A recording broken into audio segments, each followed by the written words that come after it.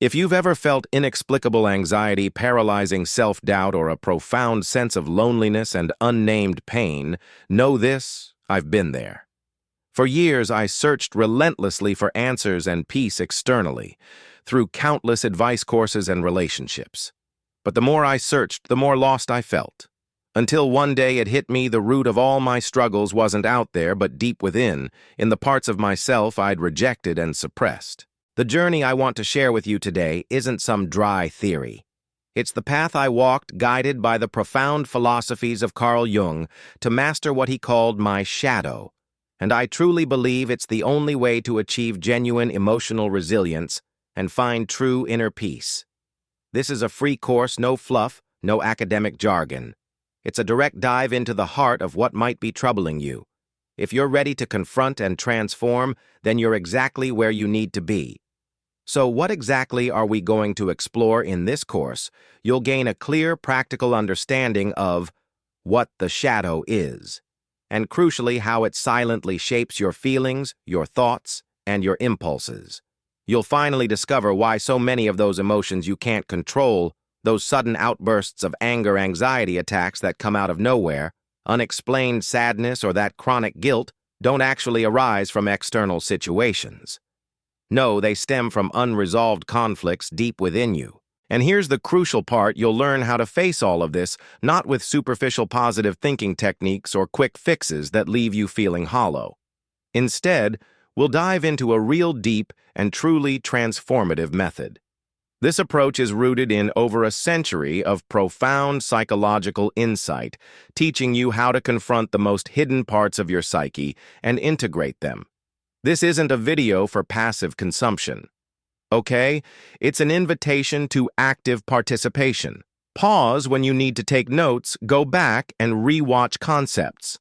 Every single idea I share here has the power to change how you understand yourself and how you interact with the world. But only if you apply it. Just watching isn't enough. This is personal work. It demands courage, and yes, it will require some discomfort.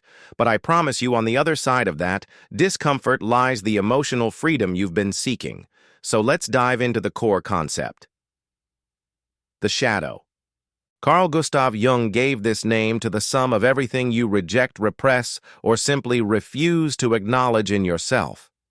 And this is truly where our journey begins in this course, understanding what the shadow is and why it wields such devastating power over your emotional life. Imagine this.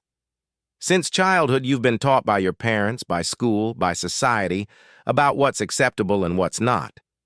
I remember being praised when I was polite, obedient, always smiling, always trying to make others happy. But then I was criticized or subtly punished when I showed anger, envy, selfishness, or deep sadness, any impulse considered ugly or wrong.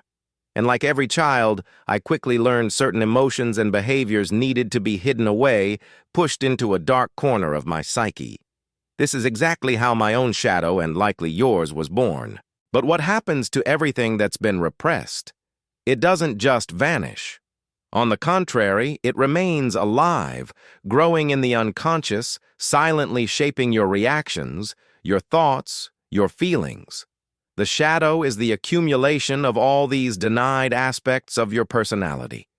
It's the dark side you don't want to see, but that inevitably acts upon you.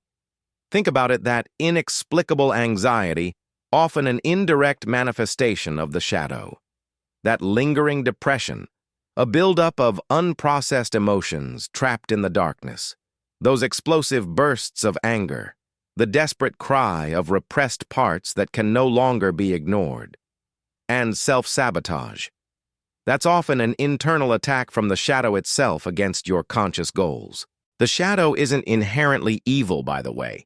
It actually contains aspects that could be sources of immense strength and creativity if integrated in a healthy way. But as long as it's not recognized, the shadow will continue to operate autonomously. And that, my friends, is why so many of us, including myself for a long time, live trapped in cycles of emotional suffering that we simply can't explain.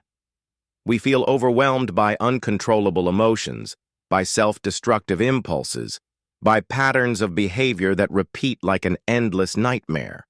And here's the truth that few have the courage to face. You are not just the image you've built of yourself. You are not just your good side, your light side. You are also what you fear most to admit. And the more you run from it, the weaker you become emotionally. Integrating the shadow isn't about becoming perfect. It's about becoming whole. It's recognizing that anger, envy, fear, the desire for control, all of this is part of the human experience. And only by bringing these aspects to consciousness can you prevent them from continuing to sabotage your life from the shadows. In the next few minutes, I'm going to show you even more clearly how the shadow is actively working in your daily life, how it controls your emotions and reactions in ways you don't even perceive. If you think you're in control of your emotions, prepare for an uncomfortable revelation. Now that you understand what the shadow is, it's time to grasp how it impacts your life in a much more direct way than you might imagine, especially in your emotions and your everyday decisions. The shadow isn't some abstract concept Jung cooked up. It's actively at play every single day, shaping your feelings, your impulses, and your choices. Jung, in his profound wisdom, explained it perfectly. As long as we do not make the unconscious conscious, it will continue to direct our life, and we will call it fate. And honestly, this was the absolute key for me to understand why so many of my own emotions seem to escape my control. You see, from a very early age, just like me, you were taught to repress certain feelings: anger, envy, fear, selfishness. You learned to hide impulses that society or your family considered unacceptable. But here's the thing: what gets repressed doesn't just disappear. It stays alive, charged with intense emotional energy, acting autonomously through the shadow. When I used to feel that anxiety I couldn't explain, or those disproportionate bursts of anger over something trivial, or that deep sadness without any apparent cause, or even that constant nagging guilt, I realize now these were all clear signs that my shadow was in control. And it wasn't just emotions. The decisions I made were deeply influenced, too. Repeating toxic patterns in relationships, sabotaging professional opportunities just as they were within reach, or adopting those self-deprecating attitudes that kept me small, all of this was fueled by shadow content that I hadn't integrated. It's a harsh truth, but it's one we need to confront. As long as you believe you are in total control of your emotions and choices, without first facing your shadow, you will be living an illusion. Your shadow doesn't just vanish because you ignore it or try to rationalize your feelings away. On the contrary, it only strengthens in the darkness, pulling strings you don't even know exist.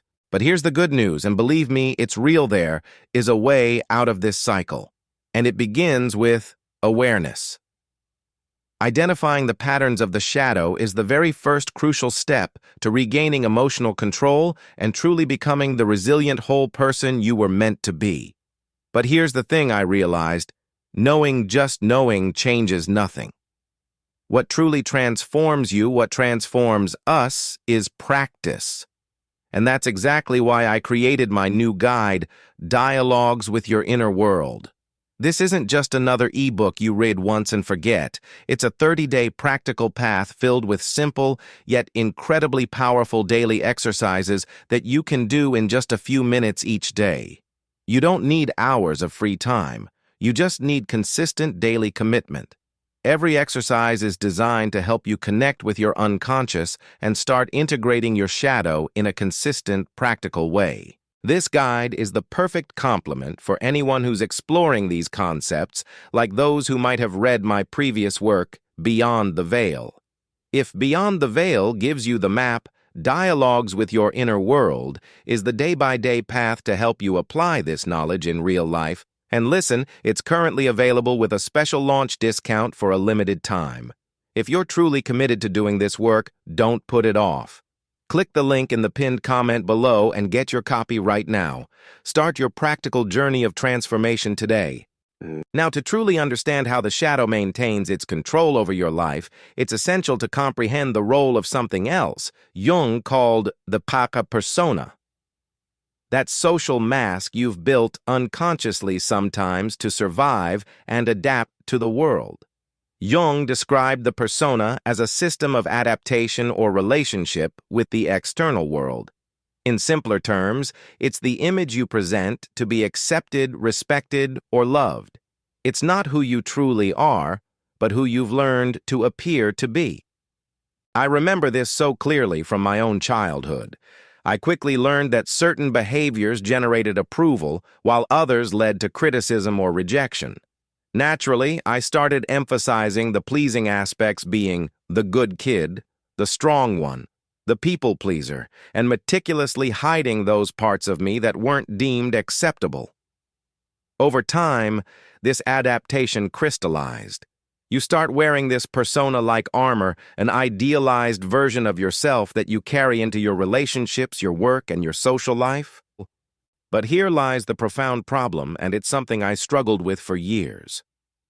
Everything you repress to maintain this mask ends up being pushed directly into your shadow. The more rigid and perfect your persona becomes, the more psychic material accumulates in the darkness of your unconscious. That's why you often see people who appear extremely controlled, always positive and utterly impeccable in public, secretly struggling with deep states of anxiety, quiet depression, explosive anger, or a suffocating sense of emptiness behind closed doors. The price of sustaining an idealized persona is, quite frankly, extremely high. Jung warned us that the persona, while a necessary compromise with society, is also a self-deception, as it distances us from what we truly are. The more you believe you are your persona, the more disconnected you become from your authentic self, and paradoxically, the more vulnerable you become to the manipulations of the shadow. This internal conflict creates constant emotional fatigue. You expend so much energy trying to maintain an artificial image, while the repressed aspects of your psyche are screaming for attention. It's a game that simply cannot be won. The shadow will always find ways to manifest, whether through physical symptoms, emotional crises, or impulsive self-sabotaging behaviors. The solution: it starts with dismantling that mask. It's recognizing that you are not just the persona. You are a whole human being with both lights and shadows. Integrating these aspects is the only way to achieve true emotional freedom. And the very first step toward that is learning to identify the elements of your shadow. How does it manifest in your daily life? How can you begin to notice these hidden patterns? That's exactly what we'll uncover in the next part. Now that you understand how the shadow and the persona interact, it's time to take a crucial, practical step, learning to recognize your shadow in everyday life. Jung made it clear that the shadow reveals itself whenever we are dominated by intense and irrational emotions. He wrote, and I find this so true from my own experience, that the shadow appears in impulsive reactions, in lapses of behavior, in the projections we make onto others. In other words, you don't need to embark on some grand spiritual quest or retreat to a mountaintop cave to find your shadow. Just pay close attention to your own daily reactions. Let me give you some practical examples from my own journey. Imagine you suddenly feel a disproportionate, irrational hatred for someone at work. Maybe it's something small, a comment, a gesture, but it triggers a rage in you that even you consider exaggerated. For me, I used to feel this intense annoyance with people who were overly confident or seemed to get things easily. Later, through self-reflection, I realized this was a clear sign of projection. What I was hating in that other person was in fact a repressed aspect of myself, perhaps a hidden envy of their confidence or a discomfort with my own desire for easy success that I deemed unworthy. What you're seeing and disliking in that other person is in essence a reflection of a part of you that you refuse to accept. Another example, perhaps, you disdainfully judge people who show emotional vulnerability, labeling them as weak or dramatic. But if you look deeper, as I had to do with myself, you might realize that you yourself have repressed your own sensitivity for years out of a deep-seated fear of being seen as weak. What you condemn in others is often precisely what you cannot tolerate recognizing in yourself. Situations like intensely envying someone's success, feeling excessive guilt for tiny mistakes, having sudden outbursts of jealousy, chronically procrastinating on important tasks, or always avoiding crucial confrontations, all of these can be powerful expressions of your shadow. And it doesn't just stop at waking reactions. Jung and his collaborators emphasized that dreams are one of the most direct gateways to access shadow content. I used to have recurring dreams where I was losing control or being chased by vague, menacing figures. These were clear indicators that repressed content was desperately trying to emerge into my consciousness. Another key indicator: pay attention to your body. Chronic tension, unexplained pains, constant fatigue. These physical symptoms often reflect the psychic energy blocked by your relentless attempt to keep shadowy aspects out of your awareness. Therefore, the key to recognizing your shadow is honest self-observation. Ask yourself these tough questions as I did. What irrationally bothers me in others? What emotions dominate me against my will even when I try to push them away? What behaviors do I feel deeply ashamed of after they happen almost as if someone else took over? What parts of myself do I actively hide to maintain my social image, even from my closest friends or family? This work, I won't lie, requires immense courage. It's profoundly uncomfortable to admit that you carry anger, envy, fear, or even a capacity for cruelty within you. But as long as you refuse to recognize these elements, you will continue to be controlled by them from the shadows. However, identifying the shadow is just the beginning.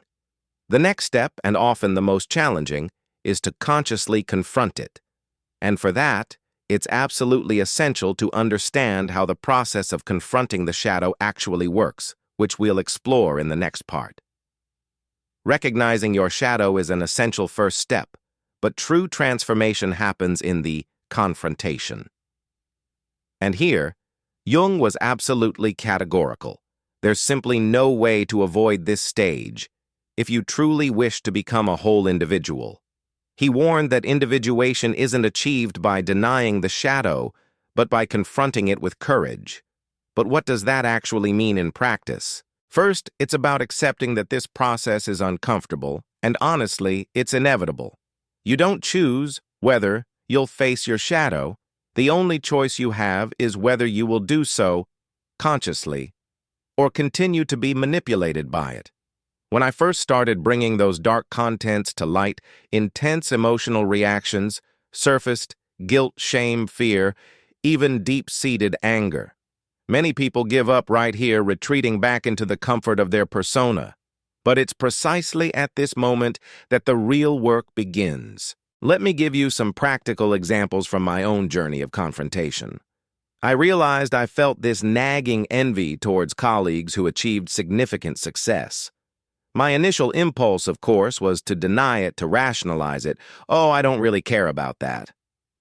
But the true confrontation was to admit without judgment that the envy was present, and then to sit with it, asking myself, where does this come from? What does this envy reveal about my own unacknowledged frustrations and desires? Or another time I had this chronic difficulty in setting boundaries, always saying yes, even when I desperately wanted to say no. When I finally confronted this shadow, I realized that behind this pattern lay a deep fear of rejection and a well of repressed anger from having been constantly disrespected in the past. Facing that anger, accepting it as legitimate, even feeling its heat, was a crucial part of the process for me. During this confrontation, it's common to go through several phases. First, denial. That impulse to rationalize or minimize the dark aspects. Then, resistance, where intense feelings of guilt or shame arise when you start to admit those unacceptable parts of yourself. But gradually, if you persist, comes acceptance. A conscious recognition of these aspects as legitimate parts of your psyche. And finally, integration. A gradual assimilation of these contents, which reduces their autonomous power over you. Jung emphasized that this journey isn't linear. He described the confrontation with the shadow as a continuous process of assimilation which accompanies the whole of life. There's no single moment when you defeat the shadow, rather there's a constant commitment to dialogue and integration. Practical tools that helped me immensely in this work included reflective writing, where I'd pour out everything onto the page, and yes, deep meditation, which helped me observe these feelings without being consumed by them. And at certain points, the support of a good therapist was absolutely invaluable. It truly is about having the sincere willingness to look at oneself with brutal honesty. But be aware during this confrontation, as you dig deeper, new psychic elements will begin to emerge. These are the deep universal archetypes residing in what Jung called the collective unconscious, and they play a crucial role in this process. In the next part, you'll understand how these archetypes that emerge on this path, like the anima animus, the self, and even the trickster, can both accelerate and sometimes hinder the integration of your shadow. Knowing about them can make all the difference. After everything we've explored so far, it's natural to ask, why go through this hard, often uncomfortable work of integrating the shadow? The answer from my own lived experience is simple, because the result is a profound transformation of your emotional intelligence and your fundamental ability to deal with life. Carl Jung made this clear when he said, "No transformation of consciousness can occur without parts of the unconscious, primarily the shadow, being brought to light." In other words, you don't achieve true emotional maturity until you face and integrate your shadow. But what does this actually mean in practice for you and for me?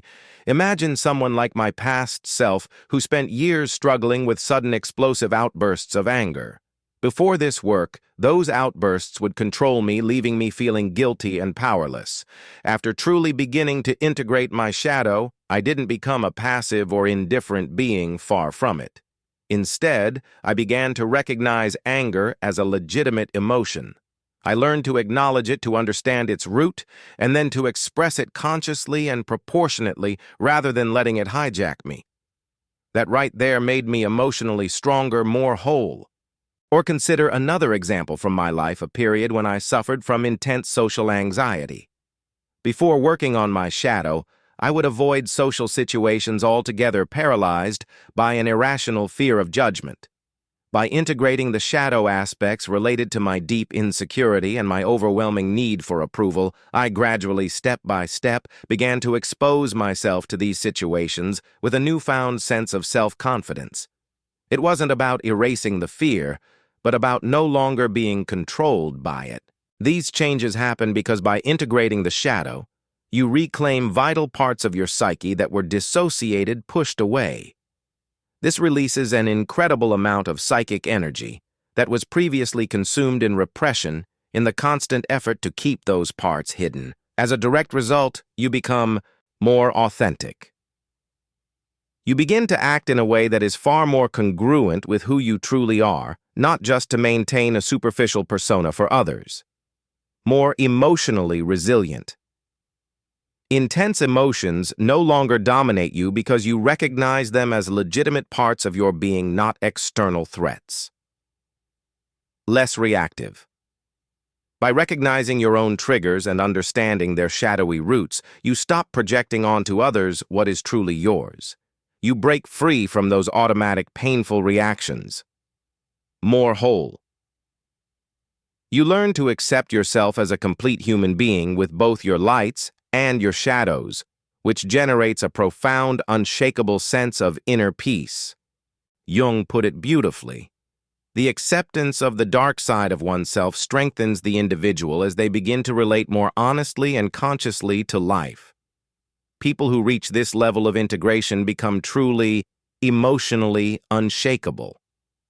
Not because they no longer feel difficult emotions that's simply unrealistic, but because they are no longer controlled by them.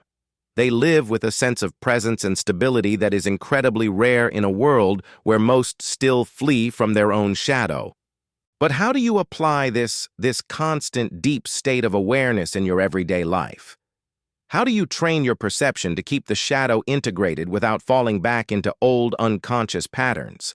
That, my friend, will be the focus of our next part: practical applications to cultivate a constant and deep state of awareness. Integrating the shadow, as I've found, isn't a one-time event. There's no magical finish line where you can simply say, "Okay, I'm done." Instead, it's a continuous process. And the real challenge lies in keeping that awareness alive day in and day out in your daily life. So how can you do this practically as I strive to? First, it's absolutely essential to cultivate a posture of constant self-observation. Jung wisely wrote that what is not brought to consciousness continues to happen as fate. This means you must train your perception, sharpen your inner eye to identify those moments when shadowy content tries to emerge. Perhaps as feelings of irritation, a pang of envy, a sudden surge of fear, or even subtle acts of self-sabotage. Here are some concrete practices I've adopted and that I highly recommend you consider. 1. Conscious internal dialogue. When I feel a wave of anger, envy, or shame wash over me, instead of immediately repressing it or lashing out, I've learned to pause and engage in an internal dialogue with that feeling. I ask myself, what is this emotion trying to show me about myself right now? What unmet need or buried fear is hiding beneath this? It's like gently shining a flashlight into a dark corner of my mind. 2. Reflective writing, journaling. This has been incredibly powerful for me. I set aside a few minutes each day, even just 10, to write about situations that provoked intense emotional reactions in me. By putting it down on paper, I create a safe space to examine the contents of my shadow, to give them form, and this surprisingly helps reduce their unconscious power over me. It's like draining the swamp. 3. Dream analysis. As Jung emphasized, dreams are direct gateways to the unconscious. I keep a dream journal right by my bed. I jot down any recurring images, symbols, or characters that evoke strong emotions. These are invaluable signs of what my shadow wants to reveal, what messages it's trying to send to my conscious mind. 4. Mindfulness practice. This is my anchor. Mindfulness helps me develop present moment awareness, allowing me to observe my own thoughts and emotional patterns without immediately identifying with them or being swept away. It creates that crucial space between an impulse and my reaction, which is absolutely essential for shadow integration. 5. Working with relationships as a mirror. My relationships have become a living laboratory for shadow work. Whenever I feel a strong dislike, a blind admiration, or an overly harsh moral judgment about someone I investigate, I ask myself, does this reveal something I do not accept in myself? Often the very qualities I judge most harshly in others are aspects of my own shadow that I've disowned. 6. Establishing internal and external boundaries. Learning to say no and setting healthy boundaries both with others and with myself is an essential practice for integration. Many shadowy contents arise when I constantly violate my own needs or values just to please others or to fit in. Saying no to what doesn't serve me is saying yes to my authentic self. 7. Periodic review of the persona. I regularly ask myself, what parts of me am I trying to hide behind my current persona? What aspects of my identity am I sacrificing to maintain a social image? This helps me stay honest and flexible with the mask I wear in the world. Adopting these practices doesn't mean you'll never again be caught off guard by shadowy content. Life is unpredictable, but it means that when it happens, you'll be far better prepared to deal with it consciously rather than being overwhelmed or controlled by it. And I can tell you from experience, with each cycle of awareness, the shadow's power over you truly diminishes, your emotional intelligence strengthens exponentially, and you become a more authentic, a more whole, and profoundly more free person. Mastering the shadow is unequivocally a one-way path. And this needs to be absolutely clear. Once you start bringing to light the darker aspects of your psyche, the emotions you avoided feeling, the thoughts you denied having, the impulses you deemed unacceptable, you can no longer pretend you don't see them. The comfortable illusion that you are just a being of pure light, just a good person who has somehow overcome all their weaknesses, it crumbles. And what emerges in its place isn't perfection, but a much more powerful truth, the truth of a whole human being capable of recognizing their shadows, and precisely because of that, infinitely more free. Jung wrote in The Undiscovered Self, and I've felt this deeply, that the function of the shadow is to compensate for the one-sided attitude of consciousness. Its assimilation leads to a psychic balance that cannot be achieved by any other means. In other words, without this work, you will remain unbalanced, vulnerable to the unconscious impulses that have been sabotaging your life for so long. Ignoring the shadow comes at a very, very high price. You might try to continue living behind your persona, projecting your fears onto others, judging what you don't accept in yourself, fleeing from uncomfortable emotions. But the cost, as I've experienced and witnessed, will be ongoing psychological suffering, chronic anxiety, recurring bouts of depression, persistent compulsions, patterns of toxic relationships. All of this thrives in the darkness of an unintegrated shadow. On the other hand, those of us who face this process seriously experience a profound transformation. From my own journey, I can tell you, you become emotionally resilient. You become less manipulable by others and, crucially, by your own intense emotions. You begin to act with far more authenticity and integrity. You gain an inner peace that doesn't depend on external approval or circumstances. You learn to use even the seemingly dark aspects of your psyche as powerful sources of strength and creativity. But don't be fooled by the word mastering. This doesn't mean that one day you finish the work. As Jung himself pointed out, the integration of the shadow is a process that accompanies the development of personality throughout life. New layers will emerge as you evolve, as you grow, and the more you grow, the more capable you'll become of facing these new layers with courage and maturity. Therefore, this isn't a path for the weak. It is for those who want to live consciously, for those who prefer truth over superficial comfort, for those who understand that true emotional freedom is only possible when you accept all of your humanity, not just the part you'd like to show the world. Now I want you to make a commitment to this process to yourself.